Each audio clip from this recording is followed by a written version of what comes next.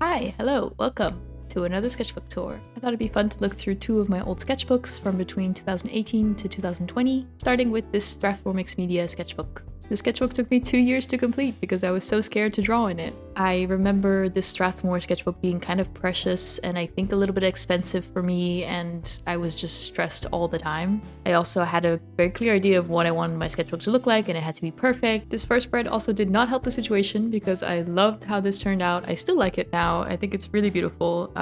So anything else I made would never live up to this one spread, which is annoying. Also, because the paper was very thick in this sketchbook, I sort of felt bad just using pencil or just using pens because I felt like I needed to be using paint or heavy mediums because it was a mixed media sketchbook.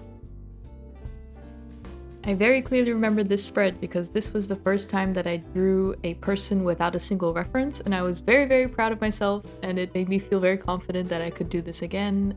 At this point in my art, I had been doing years of sort of hyper-realism portraits and just copying photos one by one, so I didn't feel like I was very creative. So this was the first sketchbook that I was trying to force myself to come up with concepts myself. This was also around the time I started drawing more diverse bodies in my work, and I drew this piece on the right. I ended up drawing this idea, everybody has a summer body, for 5 more years after. Here are all the drawings.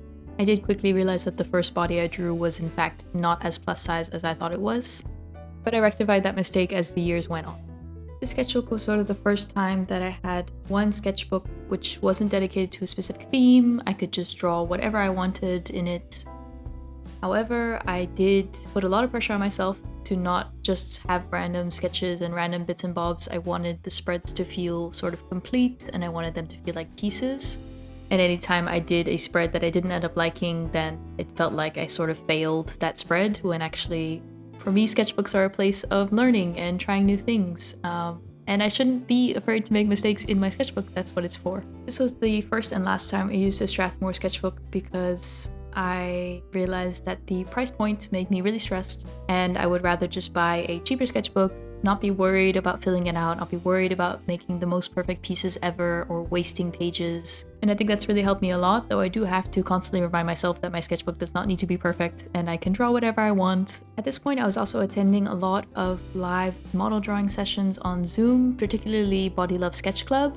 Unfortunately, I think they stopped their online and even their in-person events, but I had a really fun time. I spent a lot of 2020 during the lockdown with them online, and it was great to see so many different types of bodies. Until that point, I sort of only had my own body as a reference point, so a lot of pieces I made and still make now end up just looking like me, but I wanted to have an emphasis on different types of bodies and different people in my art, so these live sessions were really helpful for that. If this sounds like something you would be interested in, I think it's super helpful for artists. There are 2 other accounts that I know that also host online live drawing. One is centered around queer bodies. This is Queer Life Drawing on Instagram, and another is centered around fat bodies, and that one is called Fat Life Drawing. I've linked both of the accounts below if you want to check them out. My final takeaway from this sketchbook was that even though I like to use mixed media, I don't particularly need a mixed media sketchbook because I don't mind if the paper gets a little bit crinkly or if it doesn't hold the materials as well, because that also forces me out of my perfectionist mind state of the sketchbook. So if this is something that you struggle with sketchbooks, maybe that is your solution as well. Next up, we have this sketchbook, which was my quarantine sketchbook while I was in lockdown. I bought this in my local art store in Malaysia, so I don't know if it's going to be available anywhere else. Most of the sketchbooks I completed in my life are ring-bound sketchbooks because they were a lot less pressure. I could rip out pages I didn't like. I could also make art pieces in the sketchbook, and then if I wanted to frame the piece or if I wanted to give to someone, then I could rip it out quite easily. For the sketchbook, I viewed more as like creating pieces in the sketchbook and not really thinking about spreads or compositions, so it's quite different from the previous sketchbook in that matter. I still really love this piece. I don't know how I managed to do it. I tried many times afterwards to do the same thing again, creating a realistic portrait with oil pastels, which should be really difficult, and it was. I was never able to do it again.